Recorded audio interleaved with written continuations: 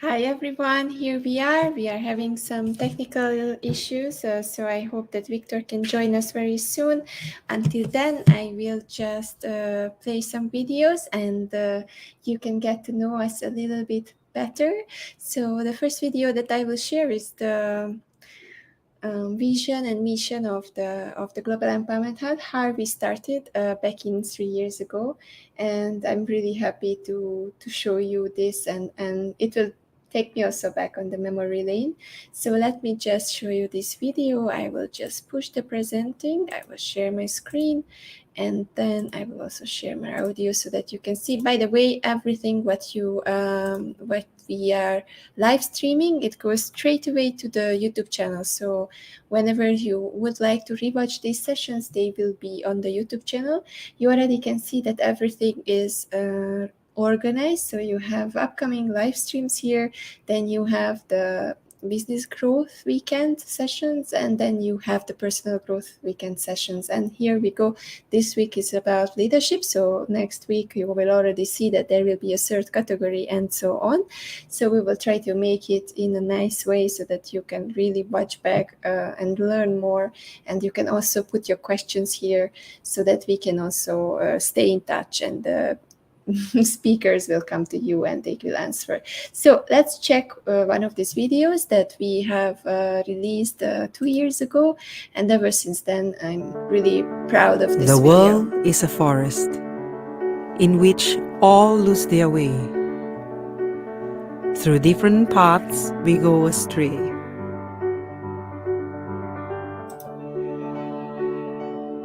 Walking our way against the stream of life, stumbling upon unexpected shards of struggle. Our future may seem carved in stone, but our heart knows the truth. They say the best way to see life is through the eyes of a child. How can I understand you if I've not gone through the life you have lived? Can you understand me if you have not visited my world?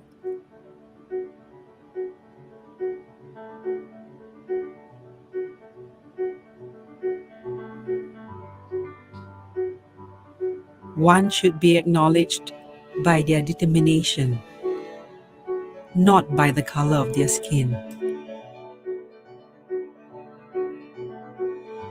Do not compare yourself with others. Compare yourself with who you were before.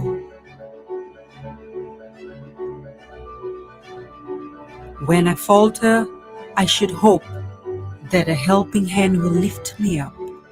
For some people, acceptance is not a given. Their freedom of choice is denied. Yet, like millions of butterflies swarming the lake, their lives matter too.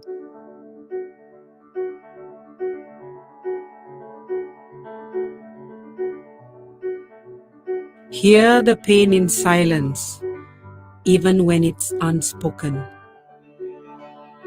One can get trapped in a box that's too small to breathe in. I shall overcome and rise. When I'm done wiping off my tears, I shall give myself permission to laugh.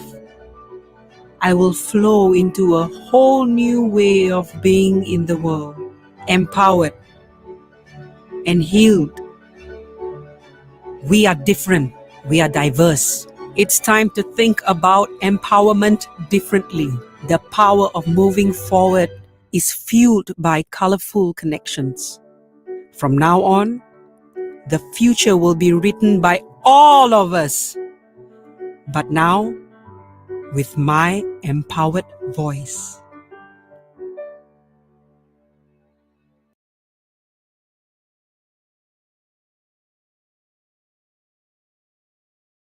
I just love this video. It's taking me back when we were going into this little forest and we were doing the video with Jules Wong and also with Paloma and many of the members of the Hubbers now, because all of us are volunteers. So no one is a real actress besides the little child.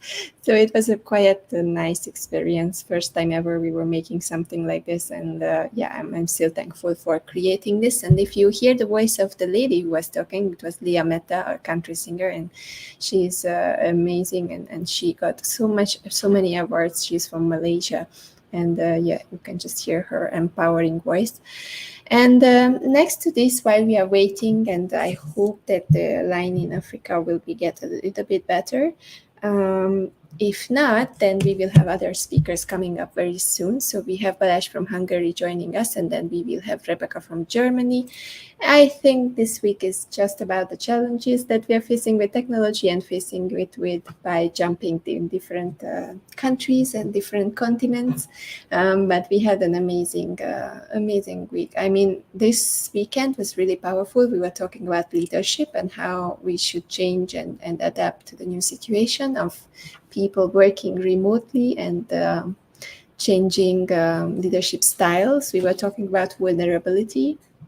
We were talking about many things with all the speakers who came. So if you want to watch back the powerful things that came all around, one of them was basically the beginning of the day when we were talking about how freedom, body-mind freedom can bring you some different feeling in life, and how you can get back the long lost feeling of being free. Then we had Nancy here, Nancy Barrows, who, if you know LinkedIn and if you follow Nancy, you know that she is an amazing influencer. And she says here her home is LinkedIn, and with Brian they are doing amazing things for the community. And then we also had Karishma, and Sanj was asking her questions about brain health in conclusion in correlation to leadership. And then Emma was having an amazing empowering speech about everything around young people and their career, and how they can come and join the workforce, and what they can do and what is not advised to do when they are searching or interviewing for their first job. Straight after that, Rosalind came and explained how far they went from 2,000 members to 30,000 members at the Home Entrepreneurship Network, and how they are planning to go further and create an incubator for startups and help them to go and get funds. And then we also had Kiranjit here. Kiranjit was bringing up a nice topic about leadership and about tough questions and tough situations when your communication has to be on top, and when you really need to toughen up and do this communication on the right pace with a nice skills and a skill set that you can grow. And thank you, Christian. Yes, I had a nice break. And then we ventured into, with Kayatri, into the digital marketing. Most of the time we were talking about digital literacy, and she was sharing 6 steps that you can go through while you are creating your online presence. I think that's worth to watch back, because you can have some tangible tips and you can already imply them and apply them right now. Then Yvonne came, and Yvonne was talking about a little bit about be the CEO of your own life, which means taking back leadership and taking back the way how you take control, how you say no, and how you build your team, and then how you are leveling up from there, and how you make your time, and how you set boundaries for yourself. So that was also a great conversation. And after that, we had Fate. Fate is a leader of the Youth Up Global, and he's also launching a new application called UTDIA. And we were talking about skill gaps, and also the development of countries which need more support, like Africa. And then we were also talking about why people shouldn't just leave like their country if it's so dangerous and if just because that's the last option to choose, because there are many opportunities to get support on the spot.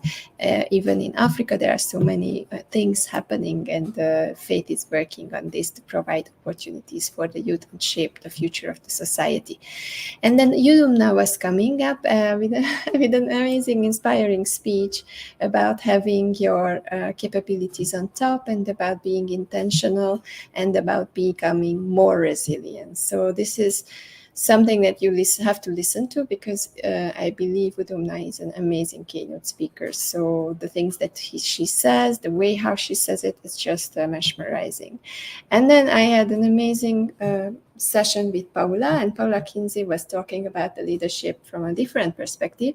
She was talking about middle managers like how they are in between two things, like they're not on the top of the leadership, and they are also having to manage their employees. So they are stuck in this level, and they have sometimes very challenging things and challenging circumstances. And then that was today. And yesterday we had a great session for the panel discussion, because the Future of Leadership panel, it just turned out to be something magical. All the people gave their different perspectives. So if you would like to watch back and you want to have some points, new things on leadership and how it will be in the future, then it's worth to watch it. We were talking about chief mental health officers, that we will need them on board because of the situation that is coming, and how people cannot really deal with stress and everything lying behind all these things that are putting on each other because of changing our lives. And then which other session? I really like the session with Kim Araman on Friday. We were talking about how you can do a very good career, a very good interview, and how you can treat your interview like your first date. I think it was a funny comparison, but it was also something that it's just showing you how you can approach an interview and how it can be successful. So please listen to that if you are interested in it. Right after that, on Friday, we had also other great conversation with Supriya, Vanita, Mr. Ang, Yuki, Rashmi, and we finished with Judith, Ashley, Carl, and Jürgen. So it was a really great time here at the studio. I think it was empowering, and you can hear, if you are a leader and you want to learn new things and you want to upgrade your leadership, I think this is the weekend that is good for you to attend. And then what is coming up next is Sunday. We have two master classes, one of them leadership and one of them is keynote speaking. Very inspiring leaders and experts and entrepreneurs are coming up on board, helping you to learn from about all of this. And one of the master classes will start at 1 p.m. Singapore or Malaysian time, and the other one will start at 4 p.m. And those are the things coming up, and we will have also other discussions going on. Let's see, I think Victor is here, but somehow it's not connected. So we still have a little bit of time to talk and to get you into mood before Balazs from my country is coming up and joining us. So the next thing that I would like to let you know is about the games. So we have a game going on. Shiv just added 5 more questions to the quiz, so it's worth to watch it and check it out, because I told you that it's going on for the 5 weeks of the summit, and then the last week we will announce who is on the top of the leaderboard. I can already give you a sneak peek next week. So next week I will send you some screenshots and you can see whether you are on the top or not, and you can see whether you have a chance to win or not. So this is an exciting game. Shiv is working on an application, and this application is helping people to make meetings, networkings, very good connection and networking opportunity. Yes, Sachin. I'm trying to summarize this weekend, but there are so many things to talk about. I mean, I didn't even talk about the vulnerability and the diversity and equity that we talked about with Carl, or with Jürgen. We were talking about compassionate, caring leadership, and then Jeff got inspired, and then his own program next year will be about what he got to learn or he got to experience at the leadership panel yesterday. So everyone got inspired. If you want to get inspired, just please listen to us. And yes, thank you for playing Jag and Alchan. I really see that Victor is trying and coming into the studio, but somehow his device cannot connect. So I see that the microphone and the camera is not working. So for now, what I can do is to entertain you in the meantime. So if you're watching it, then yeah, this was this week. Yeah, me too, Christian. The questions are really, really interesting. And the good thing in it that you can also suggest some questions, guys. So Jack, Alchen, and Christian, if you would like to suggest some questions, just send them to Shiv, and Shiv will add it to the to the general questions. And I have also something very, very amazing coming up, which is the networking session this Sunday. So this Sunday we will go and network in a very specific space. It's an Impact Hubbers meetup room in a Zoom room, and Shiv will join us, and we will have 3 different games prepared for you. And in the meantime, we will connect with each other and we will network. So that's Sunday evening, actually, what we will do. We will meet around 9 p.m. Malaysia time, and we will be there around 1 hour of fun and networking and entertainment and growth. But I would love to hear also from your side, what is the session that you really loved? I have to say, I always enjoy the session with Brian. Brian is always coming back since the beginning for 3 years now. And the story that he has, the empowering story, his story is already beautiful. And then next to it, I believe it's just a good acquaintance. It's good to listen to him every time when he comes on board, or when I'm watching him on LinkedIn. It's just cheering up my day. And then next to it, let me introduce you Jai. Jai will be here with us on Sunday. And I have his video. He's welcoming everyone to the summit. We created this much earlier so that he can also tell why is it important to attend the Global Empowerment Summit.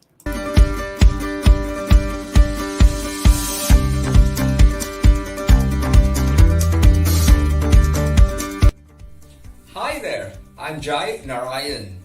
Now, why should you join the Global Empowerment Summit 2022 this year?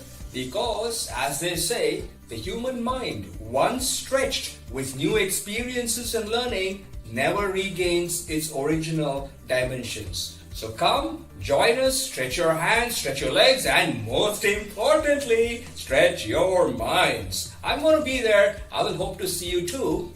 Bye for now.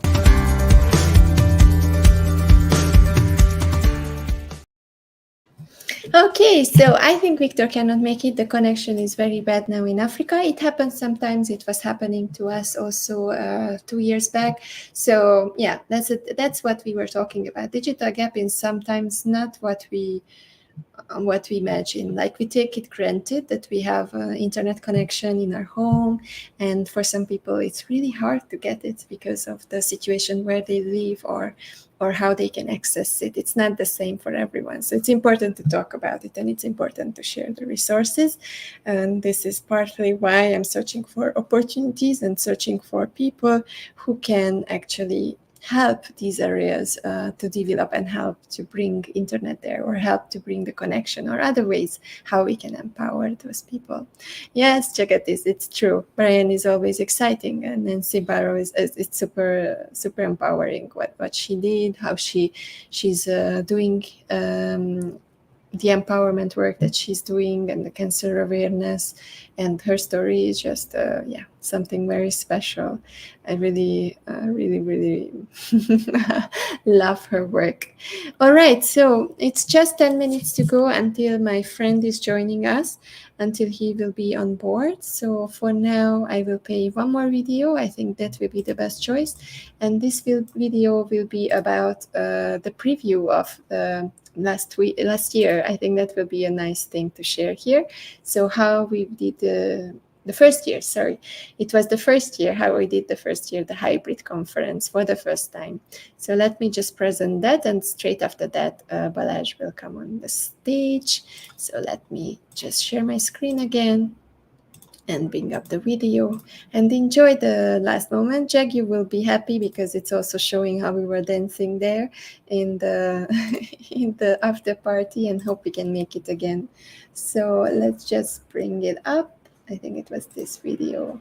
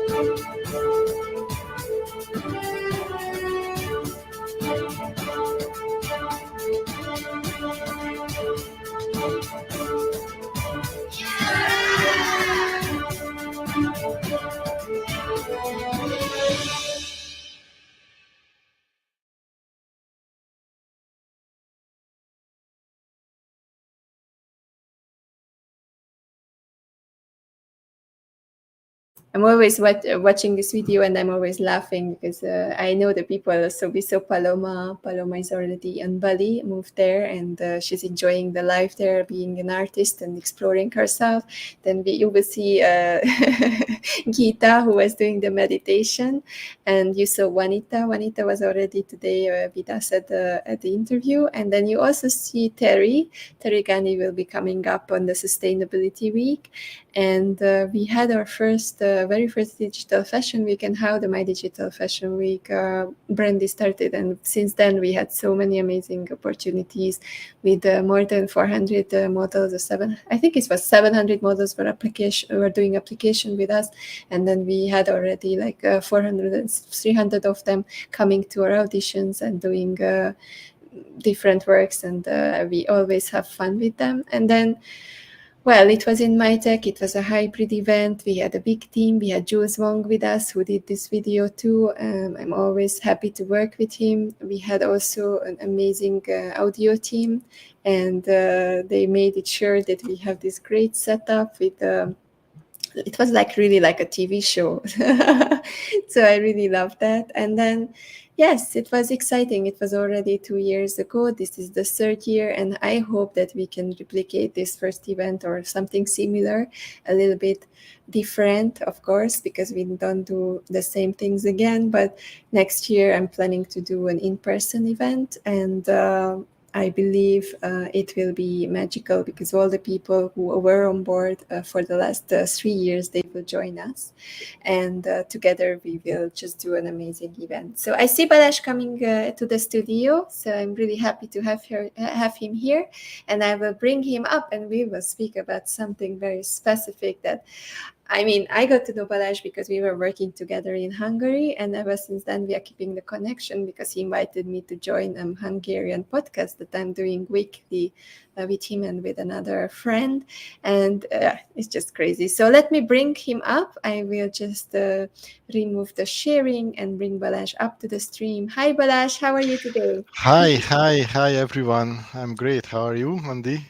I'm good. Just had a nice dinner, and then I was having some memories back from the old times from 3 years ago. It's kind of a celebration, the third anniversary of the Global Empowerment Hub, and I was watching the first hybrid summit. And that time there was no one knew what is hybrid summit, and I was like, okay, we did it kind of very well. 2020 when this whole misery started, and we had to figure out what to do. So, Balazs, so nice to have you here, and I'm happy that you're already in the studio. Let's warm up. And I want you to warm up by telling us a little bit more about yourself. So tell us a little bit from professional side, a little bit of personal side. Yes. First of all, as being Hungarians, both of us, let's teach some Hungarian words to the world around us. Yeah, hi everyone. It's, sziasztok in Hungarian. So, Sziasztok! Andy, sziasztok. I think we have a quite unique language, and at least we can teach some of it. Anyone watching us live or watching us later on, because it will be on the internet, I guess. Yes, it will be. for And longer then time. I think every time to time during the discussion, we can teach them another word and then we can test whether they can say it. Yes.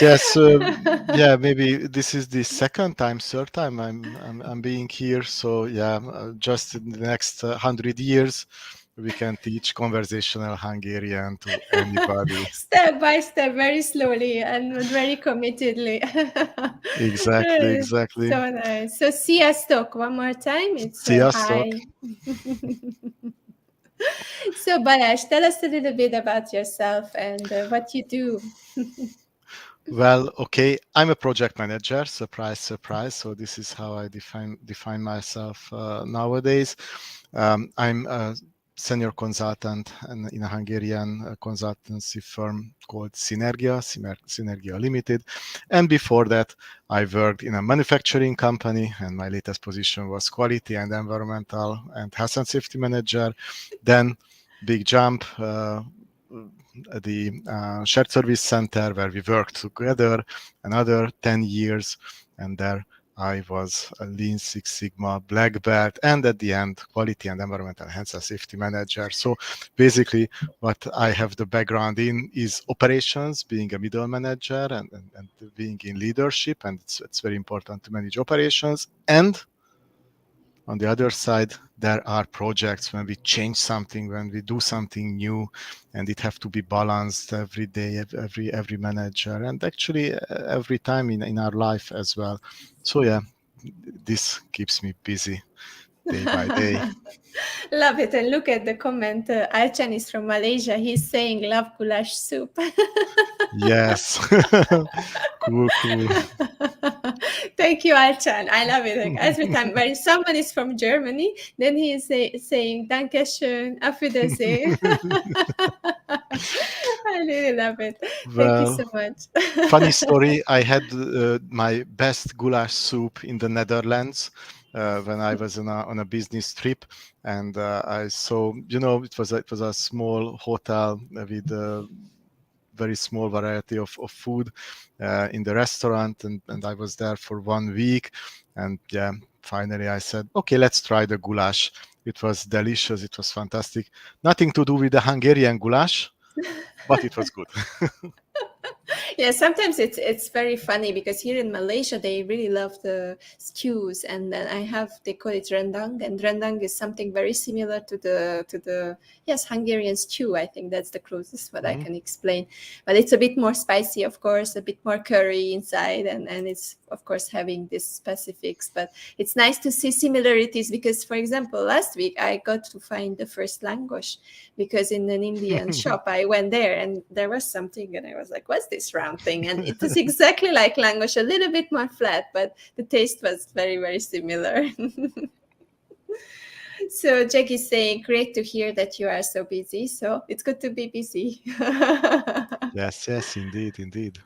All right, so we have an amazing topic for today, which is the Swiss knife of project management. So we are in Asia. Most of my viewers are from Asia. So maybe we have to explain the title a little bit from many perspectives. So let's start with the Swiss knife and then we go for project management. Okay, I'm at home and unfortunately it's not in my pocket, but I will jump out and I will bring my kitchen chicken because on that we have a Swiss knife. Let's I let you bring it. Balazs is so nice. We'll show you the Swiss knife. It's a very good tool to have. Yes, it's my actually chicken. So the keys for the office and the so-called Swiss knife. And why is it very important? Because you can fold it out and there are many useful things on it. It's a very easy one, a small one, just few tools on it, but you have certain amount of tools, and if you have any problem, you can just grab your Swiss knife, you can cut something, you can open a beer. It's very important to open beers whenever you want, or you can just screw something as a screwdriver. So yeah, very important thing. Having basic tools with you all the time, and that's the Swiss knife of project management, because we are project managers. You are project manager. Whoever watches this video right now, I bet you are. Maybe you don't know it, maybe you don't accept it, but you manage projects. And this is the leadership week, if I'm not mistaken. Yes, it So is. It is. I guess every leader is a project manager, because you always keep a balance, as I mentioned, between operations, when you do the things, which is the basic aim of your organization, or what you do day by day. And it's also very important, and you can achieve a lot in the normal operations. And okay, let's aside the workspace, but with your habits, doing the same thing every day keeps you for a long time. But sometimes you have to change, and whenever you have to change something, then projects comes into the play. So yeah, Swiss knife of project management number one: you are a project manager. That's it. Everyone, I'm just like was like, okay, next speaker live again. I'm project managing right now because I have to let everyone know that we are live, and then project managing the whole day and the whole I don't know, last 6 months, because there's so many things happening, in so many things, unexpected things, because it's unusual to do everything live. So most of these summits are recorded, and I took the challenge to do this with live videos. That means that I have to make sure that these 126 people from all around the world, they can manage to get on time on these with all the time zone differences. Again, and it brings us to the other reasons why everyone is a project manager, because we are in a changing world, an ever-changing world. We used to say the word is VUCA now, which is an acronym for volatile, uncertain, complex, ambiguous. So we are facing change every time. And as I mentioned, whenever we want to change something, then we manage projects. So yeah, that's why it's important. It's great. And Jag is telling me, because she just was in Switzerland, so she bought one in a Swiss knife in Geneva, and she even bought the Swiss nail cutter and the knife. Thank you for sharing this with us. So back to project management. If we are leaders, if we are project all of us are project managers. Let's take a leader of a small enterprise and a bigger enterprise or a company. What are the things that we had to take into consideration when we are thinking about project management? Like, how do we approach this whole thing? It's just so mystical for the first hearing, right? Yes, yes, sounds mystical. However, it's not a rocket science. However, actually it is, because many things that we do is really helped a lot the aviation and the NASA coming some of the techniques and tools from NASA. It's in a bracket, so maybe rocket science and maybe not that much. So first of all, you recognize you are a project manager because you do something different than your normal operation. You cannot just do it. It's a little bit more complex that you can keep in your mind, and you have to write it down. You have to make a kind of structure. It's one specification or one specificity of a project that it's too complex just to keep it in your head. Then you need some structure. And second, you work with some more people. Of course, you can manage projects if you are alone, but by definition, project management is a teamwork. So if you have worked with many people, you start to communicate, and then you have to put this plan into writing. Then you are a project manager. That's number one. You recognize you are a project manager. And the second important thing is to set the right goals. That's another knife on the Swiss knife, that setting the goals correctly. So you don't have to be too vague, you don't have to be too broad, something that you can really achieve in certain amount of time. So what I will do by when, and what resources I can use. It can be money or people, time, whatever. But basically, this is the magic triangle or the golden triangle of the project management. What I will do, by when I will do, and which resources, brackets, cost, I will do that. Set the goals. If you can set it right, you can communicate it. You can agree with your manager. You can agree with your partners in crime, your team, with the startup founders. If you want to launch a new business, a small enterprise, if you can set that, you are halfway done, so to speak. In the tools, are there also other resources? Does it include people or any other resources, or it's simply the tools that you can use to get there? Yes. Basically, how you manage projects, it's pretty much the same way you manage a normal operation. You manage people.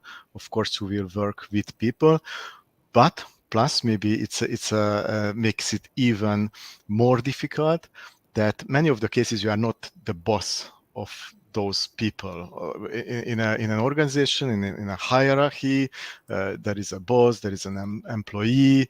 You can say, okay, do that because I'm the boss. That's my job to tell you what to do. In project management, it's rarely the case that you are the boss as well. So you have to achieve that people do something with you, together with you, and together with a kind of complex environment. So in the tools, the people management tools, it's pretty much the same as any leadership tools, but there are other specificities you can do.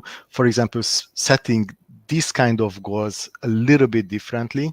I think that's one thing. So you can form a project, and you can really put on paper, or okay, virtually on a Google Drive or wherever you keep your things, and then you set these goals: what to do, by when, with whom, and some other things about your projects, and you can call it the project charter. So Google it. Let's see some examples. And make a kind of basic document that, okay, what we are doing and why we are doing that, and you can communicate that. So having a project charter. And the second thing, or maybe the third, recognition, setting goals, and maybe let's call it the third thing, do some structures. At the beginning or in the past, I was saying that, okay, you know already what to do. Here I am. This is my goal. I want to go that further, and I will plan the whole way down the road, and what I will do in 1 week, in 2 weeks, in 3 weeks, etc., etc. Well, nowadays it's not so easy. Maybe you don't see what's coming up, so maybe you can plan the whole project. Some cases it's possible, and it's advised. In some new structures it's not that possible. That's called the agile project management, or put some agility in your projects. But define your structure, so how you will manage the work, because at the end of the day you have to do things to change something, and you have to know who does what at the right moment, and you have to be able to lead people, and direct people who does what, and it will come together, all those small steps at the end, and you will see the result. We have some questions coming up, so two Okay, questions. yes. One of them is from Achan. So Achan is asking, do you need to have engineering qualifications to be involved in project management? No. You can manage projects in every possible background. Maybe the weirdest thing was when I had project management slash statistical process improvement courses. One colleague said that I have a basic diploma in anthropology, and that guy was part of our Lean Six Sigma project, and get the training very well. So yeah, projects are everywhere, and you don't need engineering diploma at all. Okay, Thinking second in question. structures helps. Yeah, thinking in structures helps a lot, of course. Yes. Structures and strategies and seeing it Mhm. from Yes, beginning yes. to the end. So Sharm is asking, does using an Excel sheet to plan work better than a document? Yes, can be. There are good Excel templates. You can Google for good templates to put in paper at least the plans, the goals. It doesn't matter if it's Excel. Maybe use a table format, because it has a nice structure, that but you don't calculate anything. So that's why you don't need Excel, just to have nice tables. But to plan your project, Excel helps a lot, because you don't not only plan, okay, what I will do, and having a list what I'm doing, but you can put to your plans some specific things. For example, how long it takes, what is the cost of each step, when I can start. From that, when I can or when I should start, and how long it takes, you can calculate when it will finish, how they are interlinked with each other. Excel, there are specific programs you can keep your plans, but Excel can be capable to do that, and there are excellent Excel templates for that. And in that regard, I advise using Excel. And if you are from another world, I mean the agile world, that's saying, okay, I don't know exactly what I will do in this project. I cannot plan the whole year, or the half year when the project will go, and new things coming up day by day.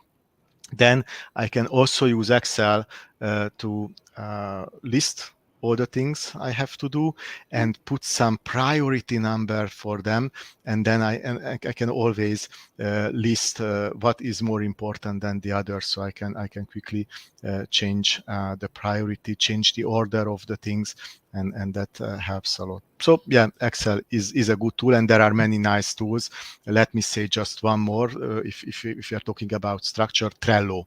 I'm sure you use Trello. You can define nice cards. What I want to do, you can put their names, resources, time frames, etc., just like in any other tool. And it's very nice, very well. You can choose, okay, this is what I want to do. I'm doing it. It's done, finished. You can move the cards. You can share the cards. It's also a nice tool. And there are many. Just define your structure. That's very important. That not just, okay, I have a good idea and I jump on it, but be aware what is in connection with others. I think those are really important, but I would also say that it's also important to to feed the tools to yourself, because I many times try to do everything online, and then I always end up writing on A4 papers, because I just love the feeling when I write, I finish, I tear, I put it, I finish, and it's simple, it's Yes. embodiment, it's moving. And then of course I have my Excel where I'm managing and checking everything if I did it, but this action of doing it physically, I don't know, for me I need it. Yes, yes, and why I'm showing that, because A4 is that big, and we have a bigger paper, A3. I'm so sorry, it's out there in the car. The A3, I always have A3 paper with me, because then you can put the whole story on one paper, and from the beginning, where I am, where I want to go, what's the problem, some kind of root cause analysis. Again, it's a nice Fishbowl. structural way. Yes, and then an action plan can be put on one single A3 paper. It's also very, very powerful tool. So these are the structures, but it's not all. It's really, there is one more, or at least one more thing, or maybe two, I really would like to share with you. And the fourth one in this regard is the stakeholder management. That of course you work with people, but project management is not black and white like chess. However, maybe chess is also a kind of art, and you can do it very, very artistically. But at the end, you can decide, okay, who win, who lose. But it's like figure skating. There are technical points. You have to do some technical things, but of course, how people feel about your projects is in the equation. It's also matters a lot when they are talking about, maybe you can do everything, but you were but you have committed that, okay, I will do this scope of work in this quality by this time with this budget, and then your managers say, okay, yeah, it was good. It's his job as a project manager. Of course, it's good. No, it's not. Of course, it's good. Do you know how many percent of the projects have difficulties and not fully successful? Can you guess what's the percentage of unsuccessful projects by large? 60%. 70. Ah, People okay. First, say I wanted to say that. yes, yes, Ah. 70, 70.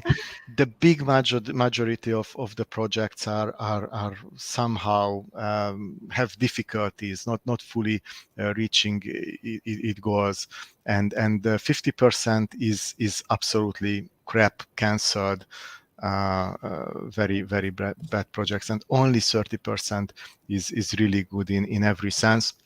But again, you have stakeholders and what they think about your projects, how the people around you, anybody who affects your projects, or you affect with your project, that group or person, how they think about you. That's also very important. So keep it in mind that you have to know, okay, for whom I'm doing this, with whom I'm doing this, who can help, who can be against my projects, and communicate with them very specifically, very, very, very tailor-made, maybe to convince them, maybe to sell them your projects, or just keep them informed about what's happening and why. I love it. And there are many books about it. And I know that you are kind of like a book junkie. You love to read. So tell us a little bit of project management books that are good to read for beginners or for advanced. Well, it's very difficult. Um, I don't find the perfect book, or I have one perfect book for project management. It's called the Project Management Institute Project Management Body of Knowledge. It's everything but not a nice reading. It is very boring, very, very technical stuff, but it's very useful. So I really recommend you to have it. You have to purchase it from PMI, and it's not so cheap, but if you are very serious in project management, then do that. Other than that, there are different type of books. You can get the information from here and there. Maybe I can reveal a secret. I would like to work on a book. I was trying to wink, but I think it's not going through the Yes, digital. yes. I will. I really would like to put it into writing and have a book where I can put together all those things that I found in the last 25 years very useful for project managers who manage medium or small projects. Because of course, project management can be complex, can be very technical, but it's not the aim. Most of us don't manage huge projects with very complex environment, with a customer and different suppliers and project management board. You don't need that. You are with your mates, 2, 3, 4 people. You set a goal. You want to change something good, because that's why we are here. Change the world. We are change makers. Then okay, just having little tools like on the Swiss knife to do it a little bit better, just one step better than in the past. It reminds me on the beer mat entrepreneur. I was reading this book when the guys were just writing everything on a beer mat, and then it became a book, and they are helping people how to be entrepreneurs. So it's just one little tool in a bar. They came Yes. together. It's a very good book, by the way. So if you want, you can read it. Okay, then. Yes, I'm a book junkie and a podcast junkie, so I will search for that. Absolutely. All right, so we have some comments, and one of them is very personal. So Sharm is asking something from you personally. Are you still running as a practice of mindfulness, Balazs? Because I think she remembers you. Yes, a little bit.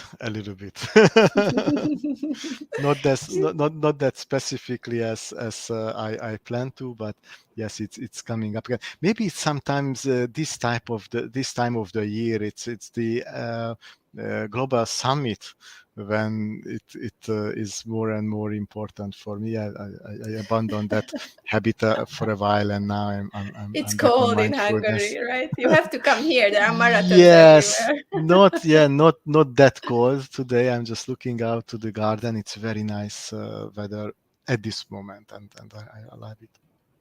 So, Chan is suggesting a title for the book. Okay, but and what would be that? but I should write book titled The Swiss Knife of Project Management. Archan, you are very close to it. Yeah, that's my plan, basically. And he is saying that it will be a #1 Amazon top seller. Yeah, at least within the Hungarian books, maybe, hopefully. Let's write it in English. Come on. I have a friend who is just becoming, in 3 categories, the top Amazon bestseller, Ambrin. She just released her book. So if you need some tips how she did it, I can connect you to. Yes, and or watch back the interview with you as well, Yeah. which is online, which is available. That's the amazing thing, that it will be available for longer time. Yeah, it's amazing. Okay, so if we have to summarize everything one more time about the basics of project management, if we are just a small and medium entrepreneur who would like to manage the little team that we have, let's say 5 people, and our little finances and our little upcoming campaigns and some kind of service, selling some services. So how can we do this? What are the things that we need to have on hand? Okay, first of all, recognize this is a project. This is something different that I'm doing day by day. So recognize I may need some project management tools. Set the right goals, and it's always at least in a triangle. What I will do, by when, and with which resources. Again, cost. Then define your structure, because at the end of the day, you will manage a lot of tasks with different people. They are all connected to each other. You need a structure and create that structure. Can be a plan-based, so-called waterfall, or can be any agile project management method, but define your structure and then take care of your stakeholders.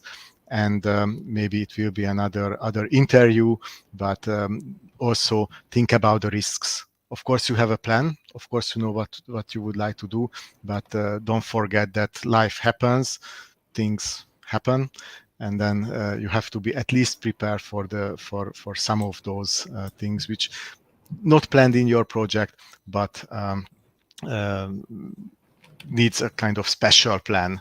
What happens if that specific thing happen? So these 5 things, I think, most probably on the Swiss knife of project management. There are many. There are tiny Swiss knife. There are thicker Swiss knife, but this is the very, very thin one, and I'm really very happy that I could share it with you. Thank you so much, and it's great, and I think it's a good summary for a starter for everyone who is just starting to approach and think about doing some projects.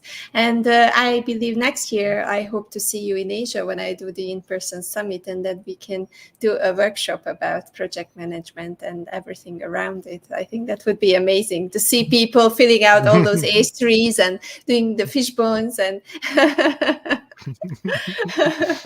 Fish bones and fish bones. Exactly. We have one more question. They don't let you go. So Sure, Rebecca sure, is sure. still not here. So let's use the time. So Jay asks, Jay is Charm's husband. He's a keynote speaker and he will come also tomorrow for a masterclass. But Jay is asking, what is one tip to balance people management and project management, as one is about relationship and the other one is about results? Tip to balance. Yes, the tip is balance it. Balance it for sure. As a project manager, you are there to achieve your project goals, and you obviously can do it just only together with people, to work with people. So keep it in mind and put focus on people management. Yeah, there are cases where there is no good fit for the project. You have to think about it, and you can use all those things and techniques which are there, giving feedback, every kind of communication skills, knowing your personality, what matters to you, what matters for the others. Treat them individually as much as possible.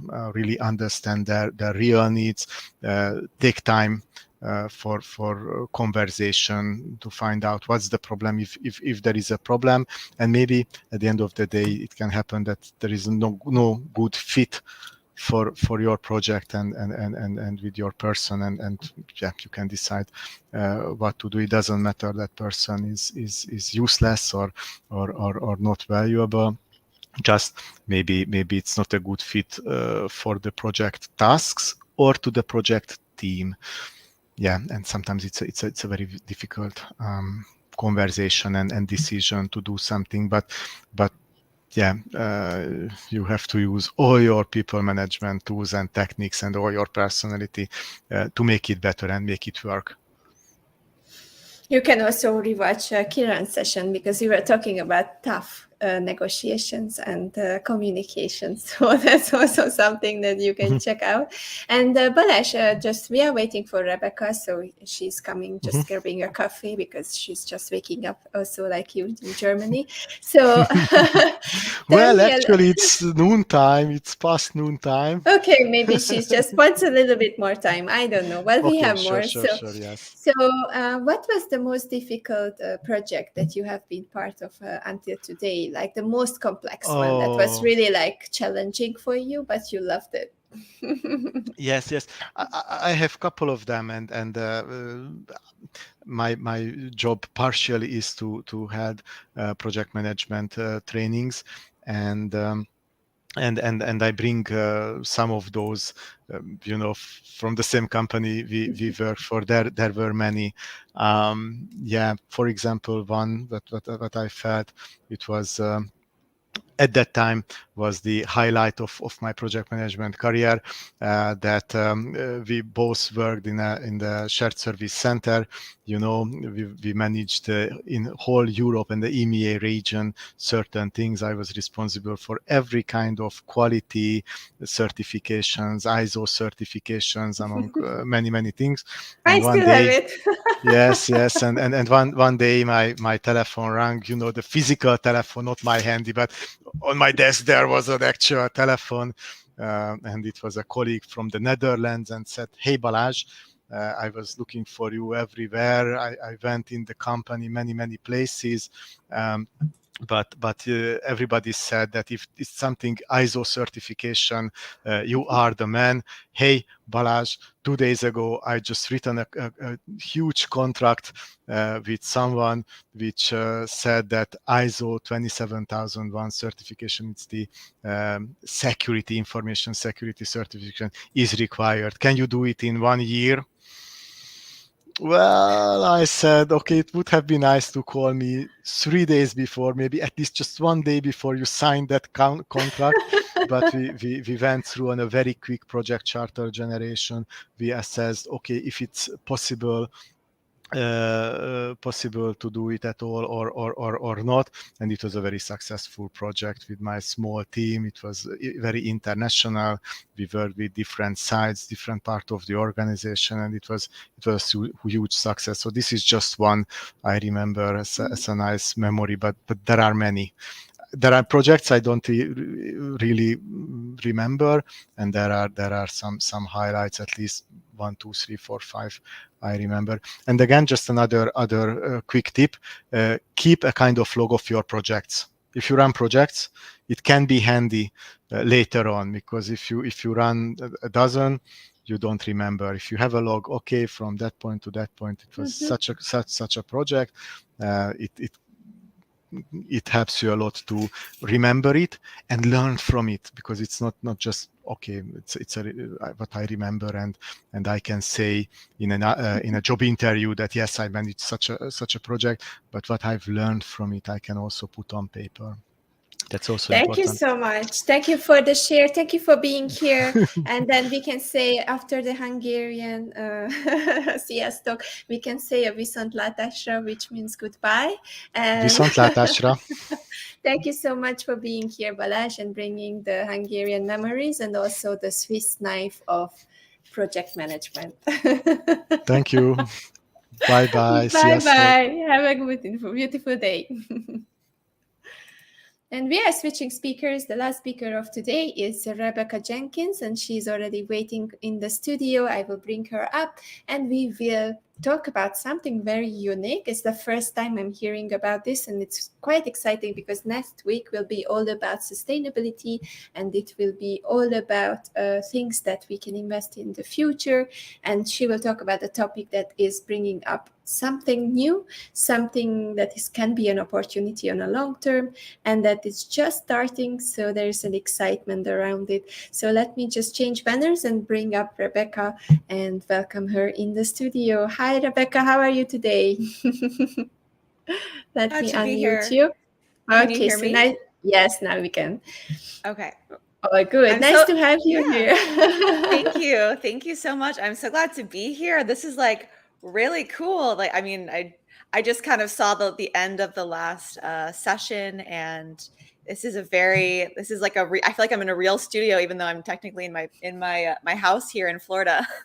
Yeah, it's like that. I mean, when you see this backstage and when I manage it, like it's really like, okay, bringing up people, changing environment, changing people, playing videos. It's a quite nice feeling, and then people can see you on the output on all the social media. So basically, it's a very cool tool. I love it. I use it for 3 years now. So Love it. okay, Love it. Rebecca. So before we jump into your topic, let's just tell a little bit about you, about who you are, where are you now, what's your story, so that we can warm up the audience. Absolutely. So my name is Rebecca Jenkins, and I am originally from Florida, but now I'm a permanent resident of Europe. I'm based currently in Germany, but I've been hopping around between Turkey and Italy and Switzerland. I'm a founder of a regulated blockchain company in Switzerland called TMN Global. And before all of this blockchain stuff, I was actually a tennis professional for over 20 years. And so I was in 2018, I was the under 30 tennis coach of the year in the United States. And I definitely have a lot of big sports background, specifically tennis, not like all the sports, but just very, very much into tennis.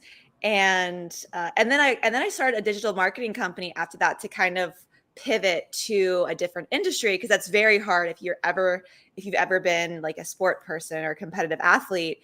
Trying to change after years and years and years of doing one thing is really hard.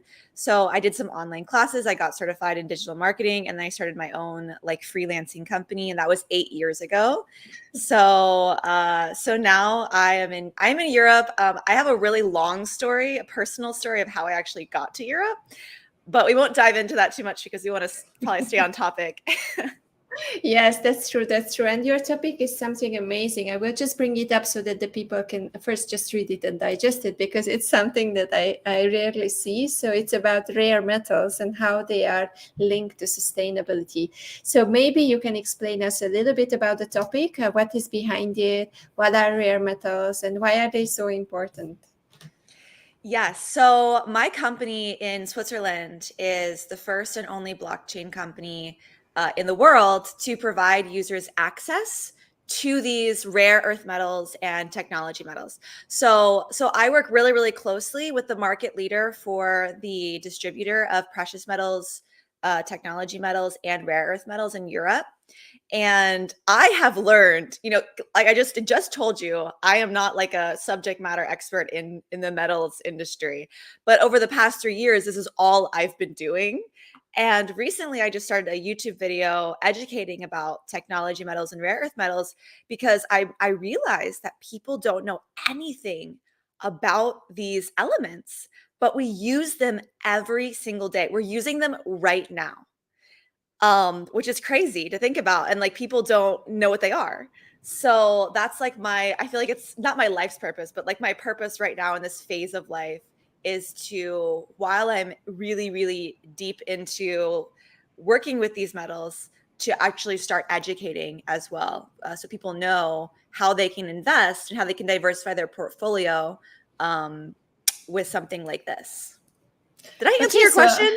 I'm not. Yeah, I will still dig deep, so no problem. Okay. I'm always getting to that, so no Okay. problem. So one more time, what is rare metals? What are the rare metals? You were mentioning that we are using them right now. So Alchan is saying like, yes, rare metals, rare earth elements are in our smartphones, for example. Is he right? Alchan, you already know what it is, because he's so right. There's for example, indium is a metal that binds to glass that actually like is used to make all touchscreens work. So without indium, we wouldn't have touchscreens, which is crazy to think, because like touchscreens are everything now. Like touchscreens are on our phones and our tablets, and sometimes in our laptops. They're in our cars. Yeah. They're in watches, right? They're popping up in like, fast food restaurants. Like I know McDonald's has like a touchscreen service now. So it's crazy, because I don't think that there's going to be less of these touchscreens in the future. I only think they're going to continue making them, creating more products with these metals. So rare earth metals are, if we go back to like chemistry class in high school, these are in the periodic table of elements, and rare earth metals and technology metals are in two separate parts of the periodic table of elements. And so the biggest difference is that rare earth metals work mainly with creating products that are used for green energy. So electric vehicles, wind turbines, solar panels, things like that. And technology metals are more, I think they're a little more widely used with other products like, indium. I just talked about indium is for touchscreens. Germanium is for fiber optic cables, which is what we're using right now. High-speed internet without fiber optic cables. And so, but rare earth metals is what I wanted to focus on today, because rare earth metals are like, they're like what I just said, like they're responsible for creating the building blocks for these products that are like popping up everywhere for sustainability, for like mainly sustainable like green energy. And I think that's really the focus on where the rare earth metals come into play.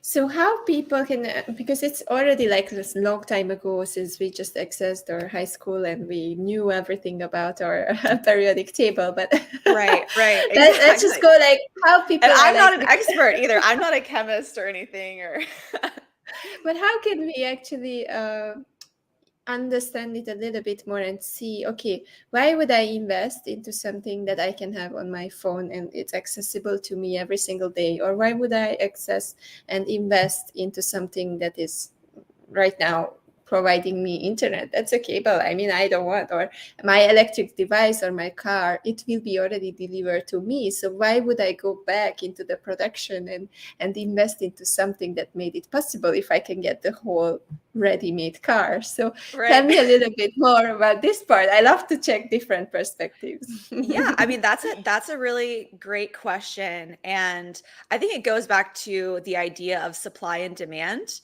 And if there is a demand on a product, then, you know, there's going to be a price increase, especially if there's a limited supply.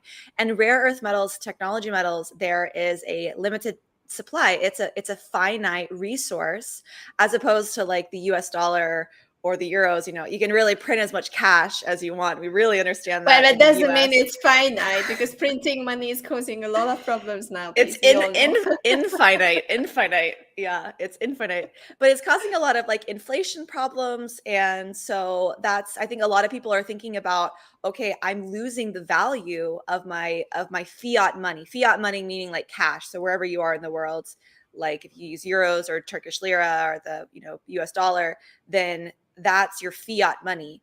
And it's losing its value because of inflation, because we've been going through the last couple of years of the pandemic, and there's been economic crises and war now. Like in my backyard in Europe, there's a war happening, and I know it's impacting a lot of people, and it's definitely impacting our purchasing power. And so people are thinking, how can I get my money out of fiat and maybe put it into something that's a little more sustainable, to protect as a hedge against inflation, to protect my wealth, my hard-earned cash that I work so hard for, because right now it's losing its value. So what can I do to like buy something that maybe over the next 5-10 years will maintain its value or increase in value, so that when I go back to sell that investment, that I can get more cash in the future? And that's really the basis of finance, is how do I get my money today to go into the future? Like, how do I not lose my money? That's really the basis, the foundation of modern finance is protecting that your wealth. And so that's the demand of rare earth metals right now. I just did a video about dysprosium on YouTube. You can look up TMN Global on YouTube. It's me like talking about these metals every week. We have Tech Metals Tuesday, and I interview the founder of EMHAG, the market leader of the metals company, and then I do these videos. And dysprosium is the one I just did this past week, and then we're doing a part 2 on Tuesday. But what I realized in my research, and like I said, I'm coming from this like not a subject matter expert. I'm coming from this, like I've been doing tennis for the last 20 years and maybe a little bit of digital marketing, but I'm learning like everyone else for the very first time. And I learned that there's billions of dollars being pumped into the automobile industry right now, because all the automobiles, all the automobile companies, the vehicle companies are thinking, oh my gosh, we need to have something more sustainable. We now have other alternatives to gasoline, because what if we run out of gas? You know, like the prices of gas are so crazy. I just filled up my mom's tank and it was like $80. And for like this little again, that's humanity works so funny. I just have for to say this little that car. like we needed again a crisis to show people that we should move away and we should go greener and do something. Exactly. I mean, it's just crazy. Exactly. And I'm like, well, but I'm seeing that from my research that there's like Ford, of all automobile companies, Ford has pumped like, I think it's several $billion into developing between now and 2027 like more electric vehicles. They said, there was a statement online, they want to compete with Tesla. This is Ford. I would never have thought, just because of the branding, you just think of Ford being like big trucks and stuff in America. But like they're thinking sustainably. They're thinking, how are we diversifying the products and the materials we're using for our vehicles, these things we use every single day. So the idea behind why, like going back to your question, why do people want to invest in the metals? I can just like buy my phone or whatever, like that's the whole point. Well, if you're investing in technology, if you're investing in rare earth metals, then, and there's a huge demand, there's billions of dollars being pumped into the industry for developing products. What do these companies need to buy to create those products? They need the metals. They need to buy the metals. And who are they going to buy them from? If you purchased rare earth metals or technology metals, then they could be buying those from you. And can you imagine if it's a limited supply, then you're going to be getting that profit from what these companies are producing. So all of these automobiles that are going to be coming out, that are going to be creating these electric cars, then they're going to need dysprosium to create their engines. And if you have dysprosium, if you've purchased dysprosium, you could hold on to that and you could sell it at the highest point. Now is the time to buy, because in the next couple of years, that's when there's going to be it's going to be a lot more expensive, because all of these materials have been used. Like they're even talking about right now, because China has been a big supplier of the rare earth metals, but now there's all these other countries that are like, well, we don't want to be dependent on China for all of our products. Like we need to find other ways to get these materials. So you have Australia, South Africa, Canada, and even in like Montana, I think, in the US, that there's more countries that are seeing that there's this huge demand for electric vehicles and electric products that are not running on gas. So that's where the I guess the attraction is for someone who is like an investor, or someone who invests in tangible assets. Maybe you've invested in gold and silver before, but in my opinion, gold and silver are kind of boring, like they're good because they keep their value. But I mean, I want to invest in things that I use every day. Like if I think about the stock market, the stock market as an investor, like I want to invest in things that I believe in, that I be using, companies that I can, that I think are doing good work, and that are creating products or creating services that I use, or people that I know use, or that maybe it's a trending usage in the world. So yeah, I think that answered your question. Yeah, exciting question. I mean, exciting topic, and it's so nice to see how you are passionate about it and you're learning about it, just as you said. And I have many questions, but let's start with the first one again. So let's say that I would just purchase a little bit of something of a rare earth metal, and then there is already someone who wants to. There are these companies who already have their resources to buy it from. Like they have their other countries, their other suppliers. They need big bulk and a lot of quantities. So why would they and when would they buy from me if I am the small person in this loop? Like, okay, I have one handful of rare metals or a block of rare metals or whatever a quantity we are talking about. And then how would I become the source for those big companies who already have their own resources to take that from? Totally. That is like the best question. I'm so glad you asked that question, because you would be like, for example, I know with our program, EMHAG is like European metal traders. And so they have created the system where they buy in bulk from the actual source. And then they provide like fractionalized, kind of almost like fractionalized ownership, but they just they fractionalize it so that people can purchase a portion of that bulk order. And so investors come in, or participants come in, and they can buy just a little bit of indium, or a little bit of neodymium, or a little bit of, you know, hafnium, or whatever metal you're buying. And that way you're not getting like you don't have to purchase so much. Because before EMHAG was around, it was just the big industry investor. It was, you had to purchase like $100,000 worth or more to actually participate in the profits for this. And EMHAG made it possible for the little guy, for the littler investor, to purchase a little bit, and then they're stored in bonded warehouses in Liechtenstein, Frankfurt am Main, Germany, and Switzerland, in Zurich, Switzerland. And actually, the EMHAG handles all of the buying and selling for you. So you would just say, whenever you're ready to sell, you would just say, okay, I want to sell, and you activate that on the online program. And now we have an app through the blockchain. And so they actually handle that for you. So they are communicating directly with BMW, with Mercedes, with Siemens, with Apple. You know, you're not having to go and find like buyers for your little Apple, buy from me. You're like, here, Apple, do you want to buy this little tiny like bar of indium from me? No, that would like never that would not work out. So they actually they talk directly to the company.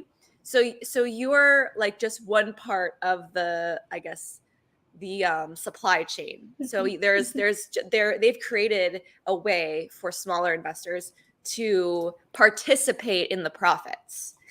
And that's really cool, because before you had to have a lot of money and put a lot into it in order to do that whole thing, because you'd have to process the metals yourself. You have to make sure that you have to do quality control, make sure that the purity is at the quality that the companies would even buy it at. Because, you know, if it's not pure enough, if the quality's not high enough, then Apple's not going to buy from you, you know? So, and that's all of the things that EMHAG, like my partner company to TMN Global, they do all of those things. And now we're making it even easier, because before you had to like physically be in like German speaking countries, like go there and like, you know, sign an agreement. And like, it was very old school, very traditional. And now my company is the same thing, but we just put it on the blockchain. So we're giving people access to purchasing those same metals just with cryptocurrency, a payment token that we created. And we're actually regulated in everything in Switzerland, in Crypto Valley. I don't know if you guys have heard, Zug, Switzerland is Crypto Valley. And so that is something that is really attractive to a lot of people who are like, well, how do I sell my metals once I buy them? You know, well, you don't have to even think about it. So yeah. Yeah, interesting. And one more question popped up in my hand, as a curious being I am. So the next one is is about the time. Because sometimes with all these metals, sometimes the technology is changing. Sometimes the future takes another direction. So maybe it will be not electric cars, but it will be something else. So how will this change? How can I foresee, first, which of the rare earth metals should I invest? And second, how long does it take? Will it be more than a lifetime, more than a generation? Will it be for me? Will it be for my kids if I invest into rare earth metals? Well, that's also, man, you have great questions. I'm just like, wow, this is great. So I was thinking when you were just saying that, like, how long do I have to wait? Because I know a lot of people, you know, money, you want to be able to liquidate your money and have your money, you know, when you're putting your money into other things. Like, that's the whole point, that you don't just put your money and you have to wait 10 years to get it back. Like, that would be really sad and like hard. I know some people do that, and I mean, kudos to you, but I'm not really that patient, to be honest. And that's also a reason why, like with gold, I just didn't see like the attraction, because I was like, I just don't see how I'm earning my money back. Like, I have to wait so many years and so long to even get like a little bit.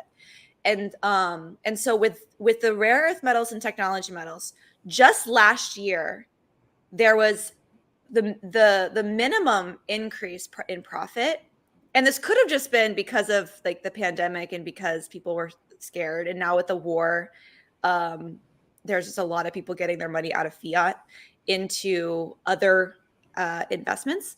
But with last year in 2021, the middle of Corona time, there was over 100% increase in like, if someone would buy like a diverse amount of all the metals, like they got a little bit of everything, they would have made 100% increase, over 100%. I think it was like 105% increase on their like return on their investment. So if you would have invested $400,000 last year in the metals, then you would have made over $1 million by the end of the year, which is like, wow, like that's crazy to think. Because that's not even, you don't even have to invest 400,000. You could invest 1,000, because they're allowing smaller investors to get in, and you would have doubled what you put in 1 year.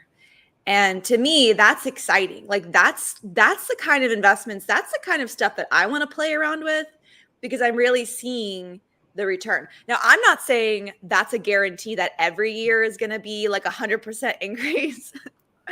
I'm just saying right now that because of the research I'm doing, and you could totally follow us on YouTube and, check out these videos, because I share every week a little like nugget, like little tips about what the market's doing, how the prices have been performing over the last couple of years, and also the forecast into the future. Like right now we're talking about now until 2027. Like that's the time frame, because a lot of these automobile companies are planning between now and 2027 to develop so many new electric cars or whatever. And of course, that's not the only industry that's developing products that use the metals. I'm just using that as an example because it's so extreme. Like billions and billions of dollars is a lot of money to put into an industry. So I think you want to do your own research, as always. Like, this is not financial advice. Like, I'm not going to Yeah, tell I you just wanted to say, like, don't jump into buying all the rare metals or anything now on the Right. online. Whatever you find, don't jump into that, because we are not Right. giving financial advice. But get No. the information. This is totally educational, like FYI, like for your info. Like, this is something interesting to think about. And the fact that it's linked to sustainability, one, is the US dollar sustainable? Is fiat money sustainable? Like, that's why I'm so crazy about cryptocurrency, because I love decentralized finance. Like, I love the idea of giving the power back to the people. And I know a lot of people have differing opinions about, is crypto sustainable, da da da da. Well, a lot of these cryptos are very conscious. The founders of these cryptos and these blockchains are very conscious of what is happening with the blockchain. And a lot of them, like Ethereum, just moved from proof of work to proof of stake, which pretty much eliminated 99% of like the energy usage that they were doing. And so it's like, I just love stories like that, of companies that are taking a good look in the mirror and saying, okay, what am I doing to do the next best thing to help our environment, to help the future of humanity, to produce businesses that are thinking ecologically. Is that right? Yeah. Ecologically? Yeah, ecologically. Yes, exactly. Exactly. I love the point, love the exploration. Thank you for this round tour around rare earth metals. Happy that you brought the rare earth metals and focused on the sustainability, because that's the upcoming topic here, sustainable digital transformation. We were also talking about how we can explore decentralized finance, but decentralized resources, instead of keeping the fiat money or the cash under the pillow. So there are more better motives and better opportunities. But also, I think it's just good to show the people the waste amount of creativity and the opportunities in today's world, because everyone is so afraid of the change that is happening now, right? The crisis that is coming up, a lot of things that are happening on the financial market, economically, in Europe, in Asia, in China. So a lot of movements around the world.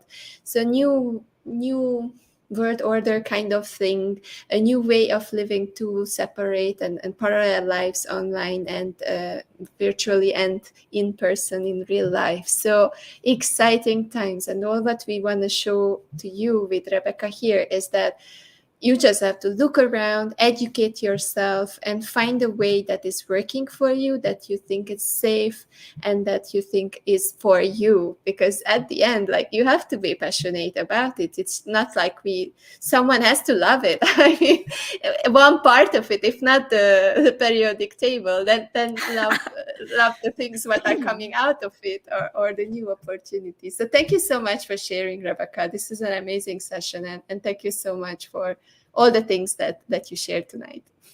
Yeah, you're welcome. Absolutely. And I may not understand the periodic table of elements. I might not be a chemist, or I may not even liked or paid attention that great in chemistry class in high school. But now I see that it's something that I use every day, and it's something that I want others to know about. If there's an opportunity that they can earn a profit, that they can, become successful potentially in the industry. It's something that's really new, because before the iPhone came out in 2008, there weren't a lot of innovations in this area. And so 2008 wasn't that long ago, you guys. So keep educating yourself. I guess, are we just doing a 30-minute session today? Yes, Okay. we are finishing the session now, but I Gotcha. think it's just amazing. It's just a beautiful learning, and everything about future, everything about technology, everything around blockchain and all these decentralized finance. There's so many things popping up. So if you are there, you are learning, and you try out what we say with always at the master class we learned with Wasim and Michael, that don't invest anything that you cannot just live without. So yes, so only invest that money that is okay to set aside and to experiment with, because it's kind of like a journey. You have to experiment, you have to be patient, and you have to figure it out for yourself. And there are people also who can help you. So Rebecca, tell us at the end of the conversation, where can people reach you? Tell me again the YouTube channel, and then later I will also paste it below this conversation so that the people can find it. Thank you so much for having me on the show. First of all, you're amazing. Great questions. And you can reach me. I'm on social media everywhere, pretty much. You can find me under my name, Rebecca Jenkins, like on LinkedIn, or I'm Crypto Woman NFT everywhere. Instagram, Twitter, TikTok, you name it. And the YouTube is just our company, TMN Global. You just type TMN Global, you'll see my face pop up. And we're doing the series on Tech Metals Tuesday. So every Tuesday we have a new video educating about this. So again, education. I wish you guys all the best of luck learning about this. Definitely, I recommend taking a second look if you don't already know about rare earth metals. Thank you so much, and I wish you a beautiful day. Spend a nice day there in Germany, and thank you so much again. In Florida now. Yeah. Florida. Okay. Sorry. Yeah. Florida. Thank you so much. Take care. Thank you. Bye. Bye. Ciao.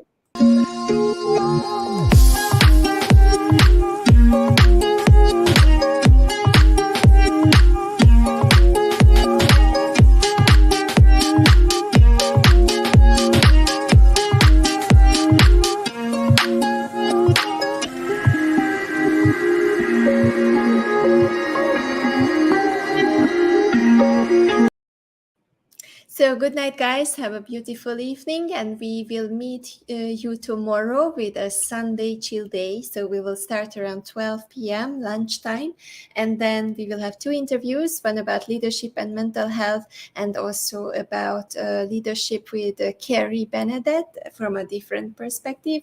And then we will have the masterclass from 1 p.m. with Piero about how to become the best leaders and forget fear. And then later 2 more interviews with Elia, and then later we will have a second keynote speaking masterclass, and we are finishing the day with 2 other interviews and the networking quiz night. So excited. Tomorrow 9 p.m. Malaysia time. It's afternoon in Europe and Africa, so if you can make it, please come in and join us. And I think it's also morning in the US, so it's good for everyone. Join in, have fun, answer the question, play the games, and just let's connect. I mean, it's all about connection through the digital world and keeping it up for a long term to make it sustainable. So bye bye guys, have a beautiful night, and see you very, very soon tomorrow noon time. Bye guys.